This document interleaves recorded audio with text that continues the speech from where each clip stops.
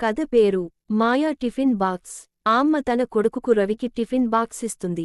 తల్లి ఇలా అంటుంది, రవి, ఈ టిఫిన్ బాక్స్లో ఏమి పెట్టినా పెరిగిపోతుంది. కానీ జాగ్రత్తగా వాడాలి. అప్పుడు రవి, అయ్యో, అమ్మ జోక్ చేస్తుందేమో అని అనుకుంటాడు. ఒకరోజు స్కూల్లో రవి టిఫిన్ తెరిచాడు. ముందు అందులో ఒక్క చిన్న దోసె మాత్రమే ఉండాలి. కానీ లోపల 100 దోసెలు ఉన్నాయంటి అని చూస్తాడు. అప్పుడు అక్కడి విద్యార్థులు, ఏమిటి ఇది, విచిత్రంగా ఉంది అని అందరూ ఆనందంగా తింటుంటారు. కానీ టీచర్ షాక్ అవుతారు.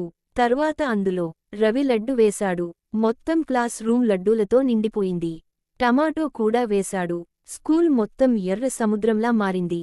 అప్పుడు ప్రిన్సిపాల్, ఇది ఏమి గందరగోళం అని అంటాడు. తర్వాత రవి అందులో పెరుగు అన్నం మరియు నీటి బాటిల్ వేశాడు. ఇంటైర్ స్కూల్ మొత్తం నీటిలో మునిగిపోతోంది.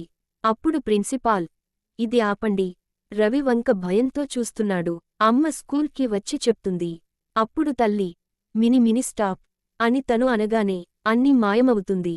తల్లి, ఇప్పుడు అర్థమైందా, జాగ్రత్తగా వాడాలని ఎందుకు చెప్పానో? రవి తల ఊపాడు. కాని చిన్న చిలిపి నవ్వుతో. రాత్రి రవి టిఫిన్ బాక్స్లో చాక్లెట్ వేసి మూశాడు. బాక్స్ మళ్లీ ప్రకాశిస్తోంది. ఇదే అంతమా, లేక కొత్త మాయా కథ మొదలవుతుందా? Thanks for watching my channel.